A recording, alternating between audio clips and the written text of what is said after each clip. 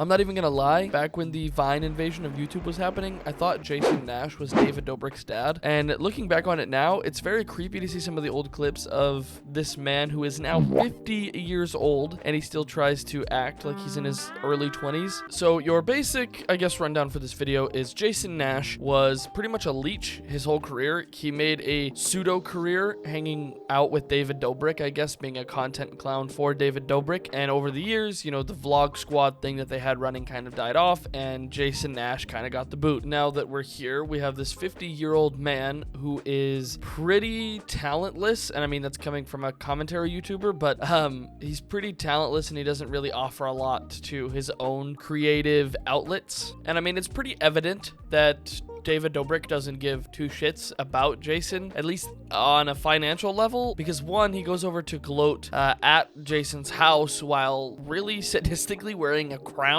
Guys, I'm visiting Jason. I like to visit him at least once a week just to make sure that he's alive. I know that he's doing a TikTok live every day now, but I'm still not convinced it's him.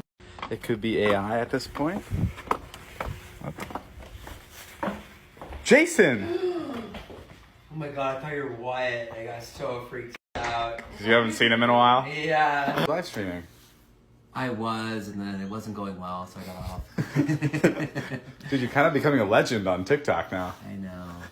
Not in a good way. Yeah, but I think it's fun. Not in a good way. I've seen TikToks with like take a shot every time Jason Nash is on live.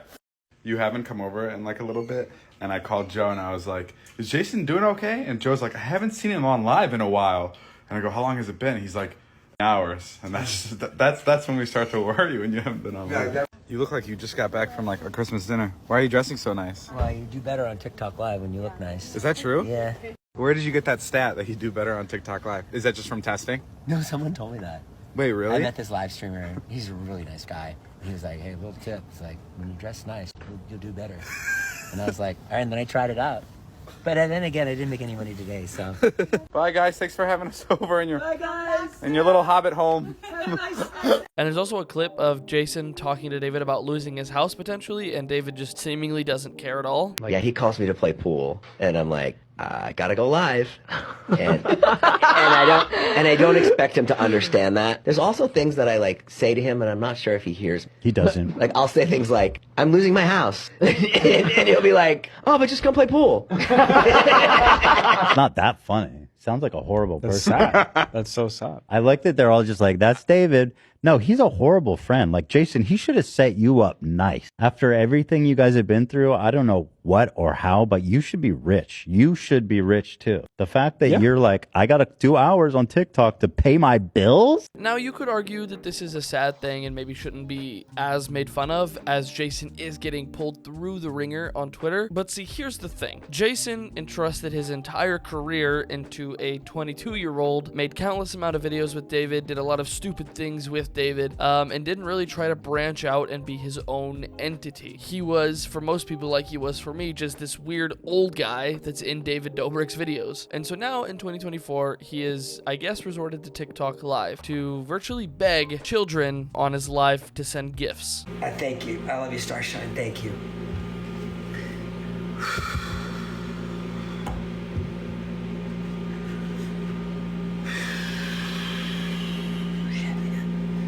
Thank you, Callum. Matt, he took us from, he took us to the top 34, which is like insane. And make sure that you're not begging for gifts on live. I think that's really important. Okay. At your grown age, I think that's really interesting. Oh. Let's get back to the TikTok live stuff, Jason. Because that's what we're all curious about here. When does the despair kick in? The despair never kicks in. No, I'm not talking about despair. The despair's always there.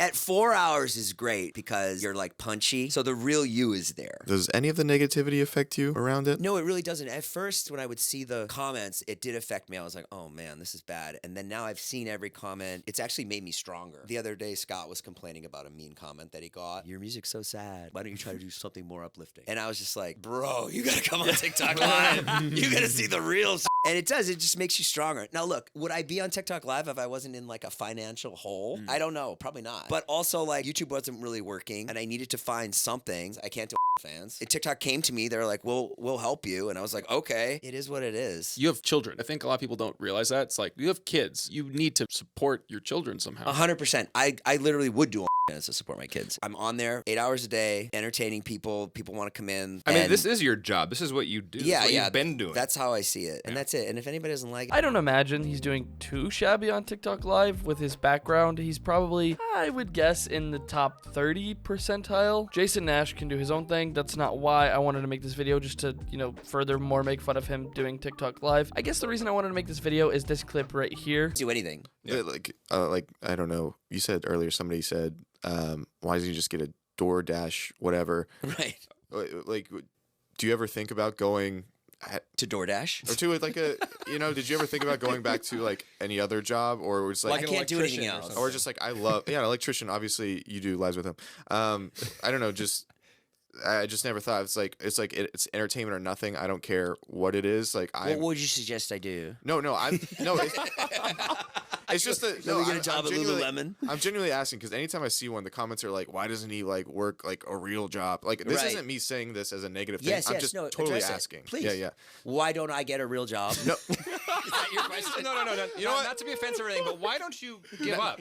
No, that's not. Why don't you give up? That's really not. I'm genuinely asking because there's the comments I see. I know why you do it. Yeah. But like, say that it's okay. You know what? Just label it like that. Why don't you get a real job?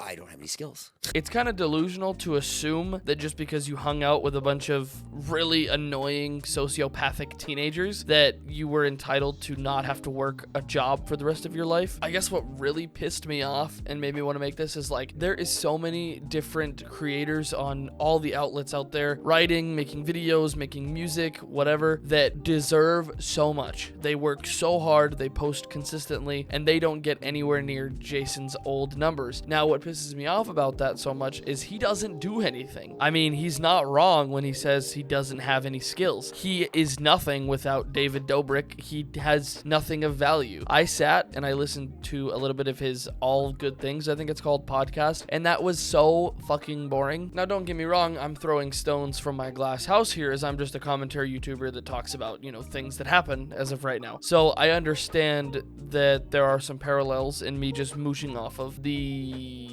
drama of others, I guess you could say. So I totally get that. But I think there is a clear difference in me or others like me trying to make a brand or career out of, talking about how we feel about things versus just being a mooch for, a decade. And then when it all starts to crumble is when you start belittling people that have jobs. I don't know. Like I said in the beginning, I've always disliked this guy. He's very weird. He just got married to a 30-year-old and he still does podcasts with basically people half his age all the time. So do with that what you will.